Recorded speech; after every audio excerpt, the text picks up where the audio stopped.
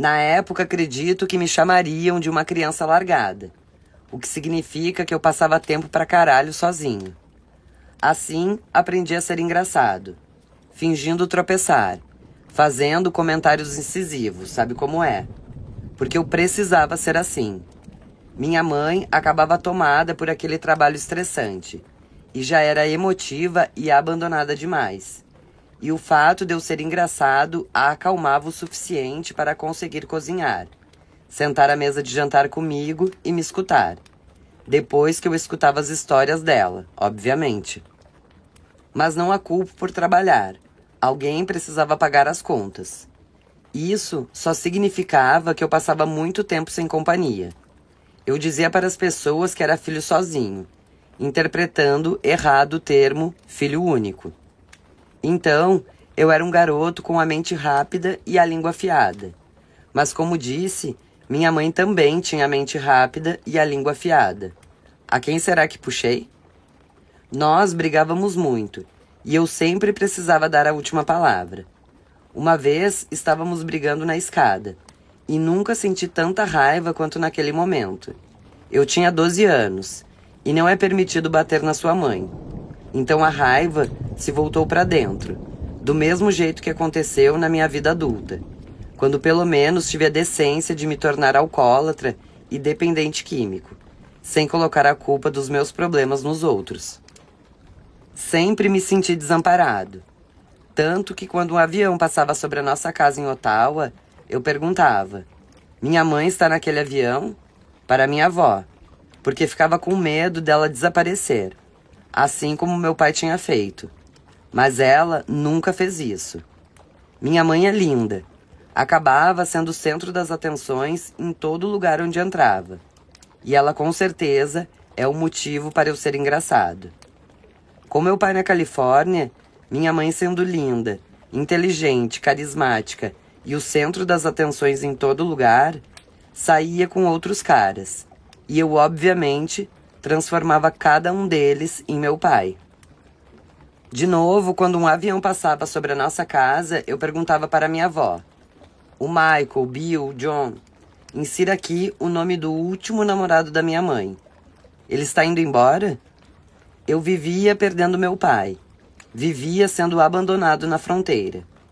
O barulho do rio Niágara não saía dos meus ouvidos. E nem mesmo uma dose de fenobarbital o faria desaparecer. Minha avó me distraía, me dava uma lata de Coca-Cola Diet, o leve gosto de anis e alcaçuz, preenchendo minhas papilas gustativas com o sabor da perda. Quanto ao meu pai de verdade, ele ligava todo domingo, que era legal. Depois da banda, ele usou suas habilidades interpretativas para virar ator. Primeiro em Nova York, depois em Hollywood. Embora fizesse mais pontas, ele trabalhava regularmente e, com o tempo, se tornou o cara dos comerciais do pós-barba ou de Spice. Eu vi o rosto dele na televisão ou em revistas com mais frequência do que ao vivo. Talvez esse seja o motivo de eu ter me tornado ator. Quem sabe assobiar a música do Old Spice? O meu pai. Diz a narração de um comercial de 1986, no qual um garotinho louro, de cabelo tigelinha, passa os braços ao redor do pescoço do meu pai. Meu marido praticamente perfeito, diz a esposa loura, sorridente. E apesar disso ser meio que uma piada, nunca achei muita graça. Você pode contar com ele. Ele é um bom amigo. Então, quando passava tempo suficiente para a situação começar a ficar feia, penduravam uma placa de menor desacompanhado no meu pescoço e me levavam até o aeroporto para eu ser mandado para Los Angeles. Sempre que eu o visitava, percebia outra vez que meu pai era carismático, engraçado, charmoso e extremamente bonito. Ele era perfeito, e mesmo naquela idade, eu gostava do que não podia ter. O resumo da ópera era o seguinte: meu pai era o meu herói. Na verdade, ele era o meu super-herói. Sempre que saíamos para dar uma volta, eu dizia: você é o super-homem e eu sou o Batman. Um psicólogo perspicaz talvez dissesse que, em vez de sermos pai e filho, interpretávamos personagens porque nossos papéis de verdade me deixavam confuso. Mas eu não sou capacitado para fazer esse tipo de comentário. Quando eu voltava para o Canadá, a imagem do rosto dele e o cheiro do seu apartamento se dissipavam com o passar dos meses. Então, chegava o meu aniversário, e minha mãe fazia de tudo para compensar o fato de que o meu pai não estava lá. Todo ano, quando o bolo enorme, coberto de velas, aparecia, eu desejava uma única coisa.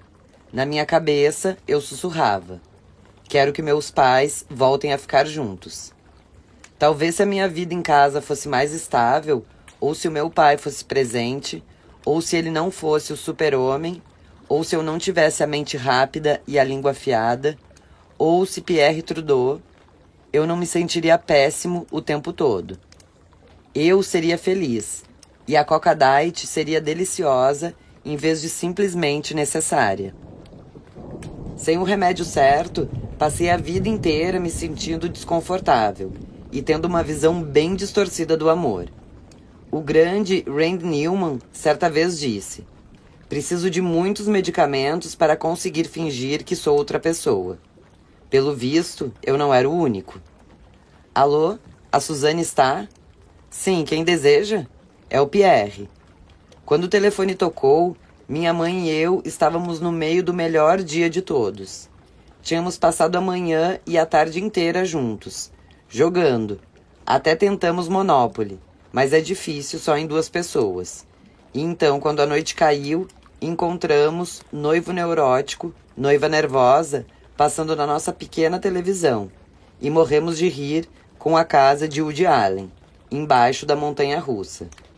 Eu não entendi as piadas sobre sexo e relacionamentos, mas mesmo aos 8 anos, dava para entender a graça de espirrar em cima de um pó branco que custou $2.000 e espalhar tudo. Essa é a minha lembrança favorita da infância, assistir a esse filme com a minha mãe. Mas agora, o primeiro-ministro do Canadá estava no telefone, e eu a perderia de novo. Quando ela atendeu, ouvi sua voz ganhar o tom profissional de uma relações públicas. Era a voz de uma pessoa diferente, de Suzanne Perry, não da minha mãe. Desliguei a televisão e fui para a cama. Deitei e, sem a ajuda de barbitúricos por enquanto, tive um sono agitado, até a luz da manhã bater na janela do meu quarto em Ottawa. Mais ou menos nessa época, eu lembro de ver minha mãe chorando na cozinha e pensar: por que ela não bebe? Não sei de onde tirei a ideia de que a bebida alcoólica acabaria com seu choro. Eu certamente não bebia aos 8 anos. Esperaria mais 6 anos para fazer isso. Mas de algum jeito, a cultura ao meu redor havia me ensinado que beber causava risadas e diversão, e uma fuga muito necessária do sofrimento. Minha mãe estava chorando. Então por que ela não bebia?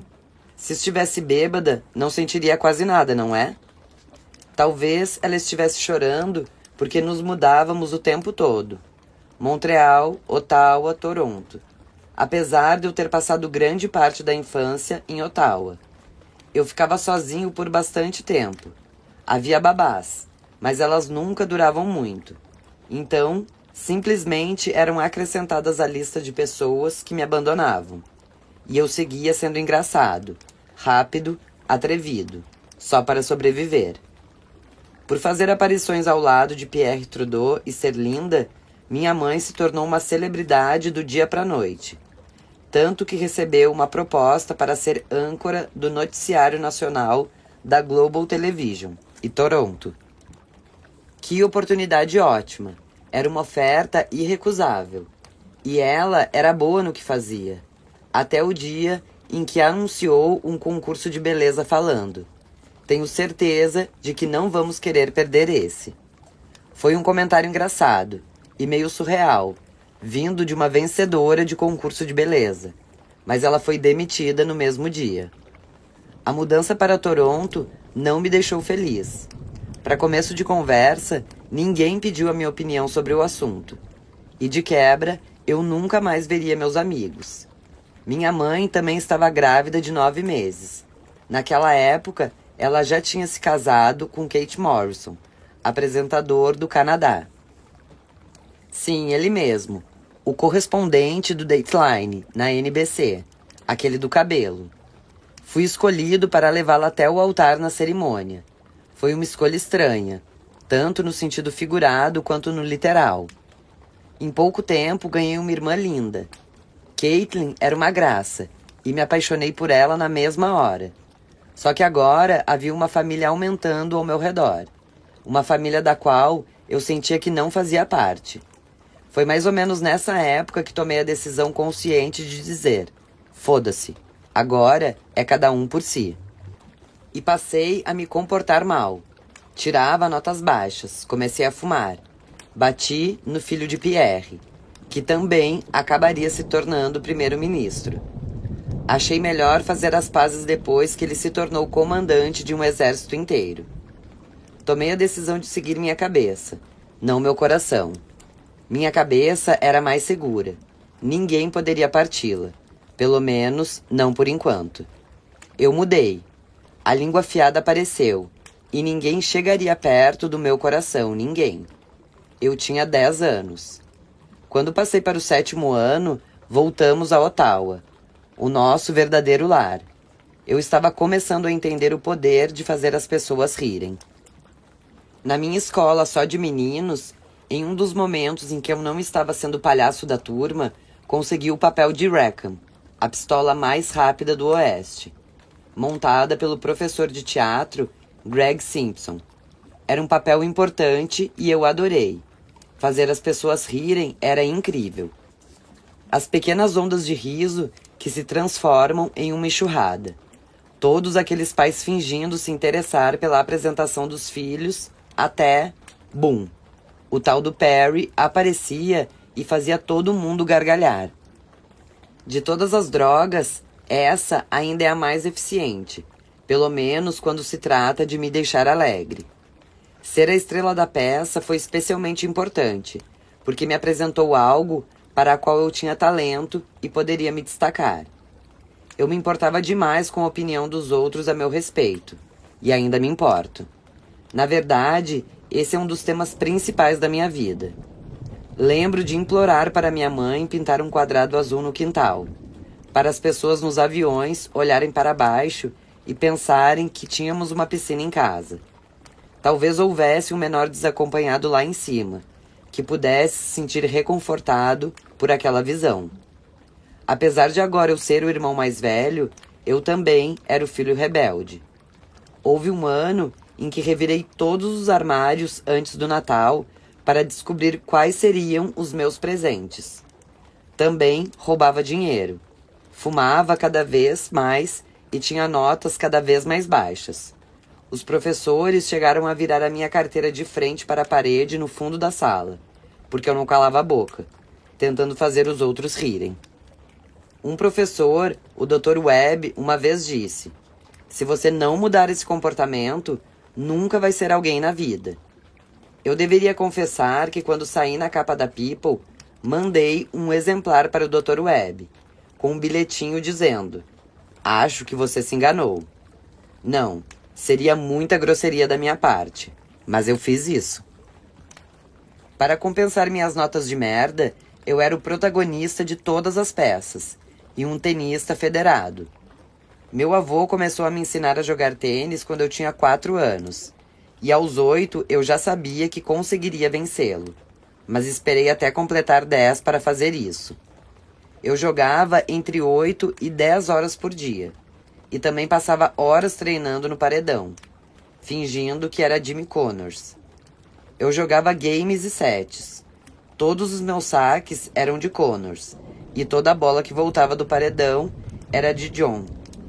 Eu acertava a bola na frente do meu corpo, impulsionava a raquete de um lado para o outro e colocava atrás de mim, como se a estivesse guardando dentro de uma mochila. Parecia questão de tempo até que eu competisse em Wimbledon, acenando modesta e docemente com a cabeça para fãs que me adoravam, me aquecendo antes de jogar 5 sets contra o meu adversário e esperando pacientemente enquanto ele brigava com o juiz britânico pomposo, antes de encerrar e vencer o campeonato. Então, eu beijaria o troféu dourado e tomaria um gole de uma água com sabor limão. Uma bebida tão diferente de Dr. Pepper, que eu adorava de verdade. Com certeza, isso chamaria a atenção da minha mãe. Nas partidas de verdade, no mundo real, eu jogava no Rockcliffe Tênis Clube de Ottawa. No clube, você só podia se vestir de branco. Até determinado momento, havia uma placa na frente da entrada que dizia apenas branco, que durou até alguém chegar à conclusão de que aquilo podia estar passando uma impressão equivocada. A placa logo passou a dizer apenas trajes brancos, e todo mundo seguiu em frente. Havia 8 quadras, geralmente ocupadas por idosos, e eu passava o dia inteiro esperando na sede, para o caso de alguém faltar e precisarem de um substituto. O pessoal mais velho me adorava, porque eu acertava todas as bolas, mas também era esquentadinho. Eu jogava raquete no chão, xingava e ficava todo irritado. E se começasse a perder feio, chorava. Isso costumava acontecer antes de eu virar o jogo e vencer. Eu perdi um set, perdia outro por 5-1, perdia outro por 0-40. Chorava, e então voltava e vencia 3 seguidos. O tempo todo em que eu chorava, eu também pensava: eu vou vencer, sei que vou vencer. Vencer não era tão necessário para os outros. Aos 14 anos, me federei no Canadá, mas esse também foi o ano em que outra coisa começou. Bebi pela primeira vez aos 14 anos. Eu tinha me segurado o máximo de tempo possível. Naquela época, eu andava muito com 2 irmãos, Chris e Brian. Por algum motivo, desde a 3ª série, tínhamos adotado um jeito de falar que era mais ou menos assim. Será que o clima podia estar mais quente? Ou será que o professor podia ser mais chato? Ou será que a gente podia estar mais em detenções? Uma entonação que talvez você reconheça caso seja fã de Friends, ou se notou como os norte-americanos falam há umas 2 décadas. Acho que não é exagero sugerir que Chandler transformou o jeito como as pessoas nos Estados Unidos falam.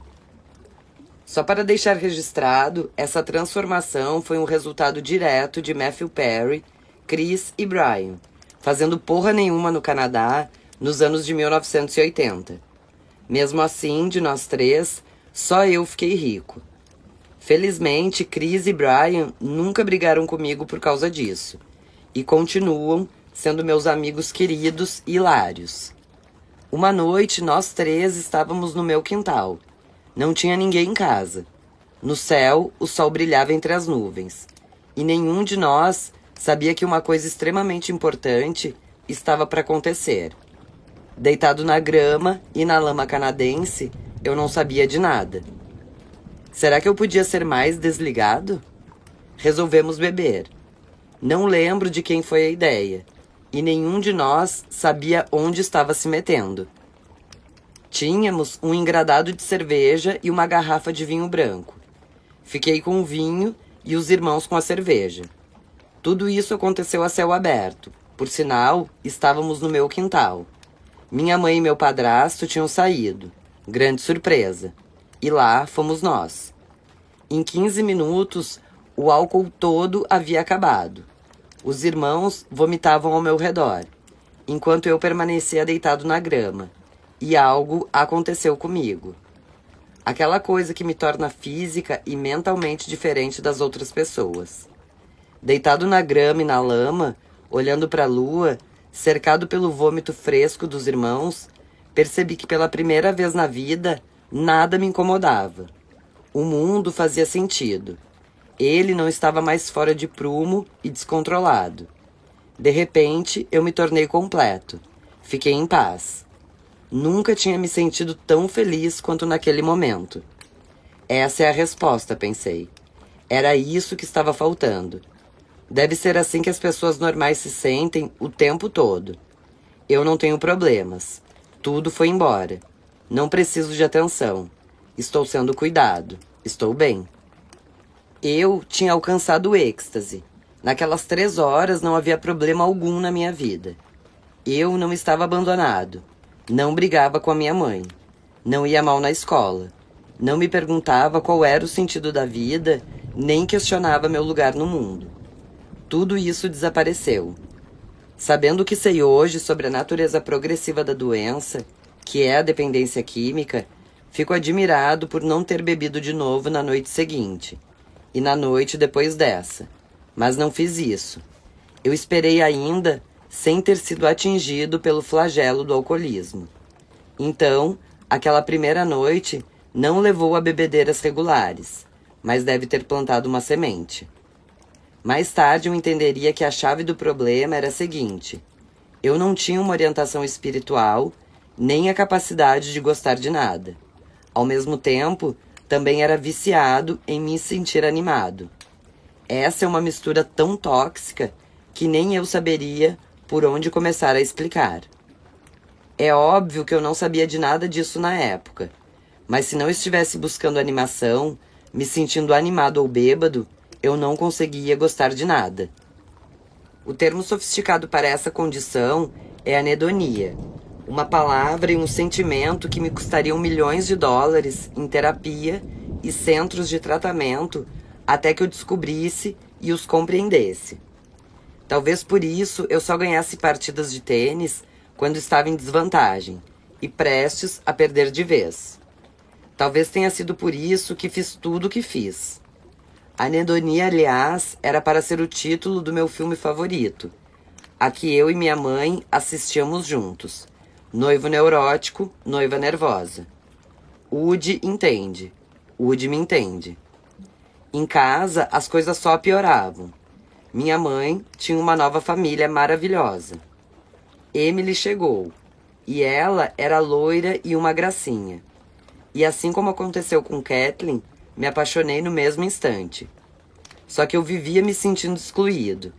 Ainda aquele garoto nas nuvens, em um voo para algum lugar desacompanhado. Minha mãe e eu brigávamos o tempo todo. O tênis era a única coisa que me deixava feliz. E mesmo assim, eu sentia raiva, ou chorava, mesmo quando vencia. O que fazer? Então, meu pai surgiu na história. Eu queria conhecê-lo. Havia chegado a hora de uma grande mudança. Pois é, Los Angeles. Meu pai e uma nova vida me chamavam, mas eu tinha 15 anos. E ir embora provocaria um caos na minha vida familiar e partiria o coração da minha mãe. Mas ela não tinha pedido a minha opinião sobre se casar de novo, mudar para Toronto e ter 2 filhas. E no Canadá eu vivia com raiva, chorando, bebendo, brigando com ela. E não me sentia parte da família. Minhas notas eram horríveis. Talvez a gente se mudasse de novo em pouco tempo. E assim por diante. E droga, garotos querem conhecer o pai. Resolvi ir. Meus pais conversaram e acharam que Los Angeles poderia ser melhor para minha carreira no tênis. De qualquer forma, mal sabia eu, no sul da Califórnia, o máximo que eu conseguiria ser era um bom jogador num clube, porque o padrão era muito mais alto em um lugar onde você pode jogar nos 365 dias do ano, em comparação com o Canadá, onde você tem a sorte se conseguir 2 meses bons antes do período de geada começar. Porém, mesmo com essa ideia, a minha decisão de partir abalou muito a minha família. Na véspera da viagem, fiquei no porão da nossa casa e dormi lá apenas naquela noite, que acabaria sendo uma das piores da minha vida. Lá em cima, o inferno tomava forma. Havia portas sendo batidas com força, conversas sussurradas, gritos ocasionais, passos de um lado para o outro, e uma das meninas chorava sem que ninguém conseguisse acalmá-la. De vez em quando, meus avós desciam para gritar comigo. No mesmo andar de cima, minha mãe berrava, chorava, e então todas as crianças choravam, e meus avós gritavam. E as crianças também gritavam. E eu fiquei ali embaixo, quieto, abandonado, determinado, apavorado, desacompanhado e assustado. Aqueles 3 adultos muito poderosos Desciam para me dizer que a minha mudança iria partir o coração deles. Mas eu não tinha opção. As coisas estavam indo de mal a pior. Eu era um ser humano quebrado. Quebrado? Avariado. Cedo na manhã seguinte, em um trajeto que deve ter sido muito difícil para ela, minha mãe fez a gentileza de me levar até o aeroporto e me assistir indo embora para sempre. Ainda não entendo como tive coragem de fazer isso. Ainda questiono se foi a decisão certa. Eu continuava sendo um menor desacompanhado, mas já no nível profissional, e fui conhecer meu pai em Los Angeles. Meu pavor era tanto que nem as possibilidades espalhafatosas de Hollywood foram capazes de me acalmar. Em pouco tempo, porém, eu veria as luzes da cidade e teria um pai mais uma vez. Nova York. Quando voltei para casa, depois de 5 meses no hospital, a primeira coisa que fiz foi acender um cigarro.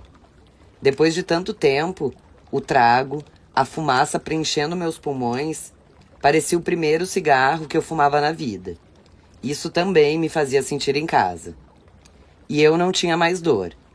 A imensa cirurgia na barriga havia deixado uma cicatriz que me dava a sensação de estar o tempo todo fazendo abdominais.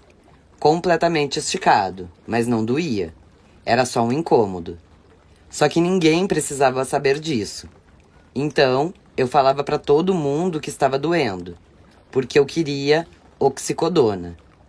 Não demorou muito para minha receita desnecessária de 80 miligramas por dia parar de fazer efeito, e eu precisava de mais. Quando pedi aos médicos, eles disseram que não. Quando liguei para um traficante, ele disse que sim. Agora, eu só precisava dar um jeito de descer os 40 andares que separavam a minha cobertura de 20 milhões de dólares do térreo, sem Erin perceber. Comprei aquele apartamento porque Bruce Wayne morava em um parecido em Batman, o Cavaleiro das Trevas. Juro por Deus. Ao longo do mês seguinte, tentei fugir 4 vezes. E adivinha quantas vezes fui pego? Isso mesmo, 4 vezes. Eu era péssimo nisso. Naturalmente, ficou óbvio que eu precisava voltar para a reabilitação. Então, depois que meu intestino explodiu, passei por uma cirurgia e comecei a usar uma bolsa de colostomia muito bonita. Um look que eu nem conseguia sustentar. Havia a necessidade de fazer uma segunda cirurgia para a remoção da bolsa. Mas nesse meio tempo, eu estava proibido de fumar, porque os fumantes tendem a ter cicatrizes bem feias. Sem falar que eu tinha perdido os 2 dentes da frente. Eles lascaram quando mordi uma torrada com manteiga de amendoim. E ainda não havia conseguido ir ao dentista. Então vamos ver se eu entendi. Eles querem me proibir de usar drogas e de fumar ao mesmo tempo? Eu estava pouco me fudendo para cicatrizes. Sou um fumante inveterado. Aquilo era demais. O que significava que eu precisava ir para uma clínica de reabilitação em Nova York. Largar a oxicodona, largar o cigarro, tudo ao mesmo tempo. E fiquei com medo. Quando cheguei à reabilitação, me deram buprenorfina para desintoxicação. Então, não foi tão ruim assim. Fui para o meu quarto e o cronômetro começou. No 4º dia, eu estava enlouquecendo, porque esse sempre foi o dia mais difícil. Também entendi que estavam levando a sério a história do cigarro. Foi decidido que eu poderia fumar no período da desintoxicação, mas depois que me transferissem para o 3º andar, os cigarros seriam cortados. Ninguém mudou de ideia, tanto que fiquei trancado no prédio para não conseguir escapar. Eu estava no 3º andar. Ao meu redor, Nova York zumbia ao longe, seguindo sua rotina, vivendo como sempre, enquanto o astro sarcástico de sua sitcom favorita voltava para o inferno.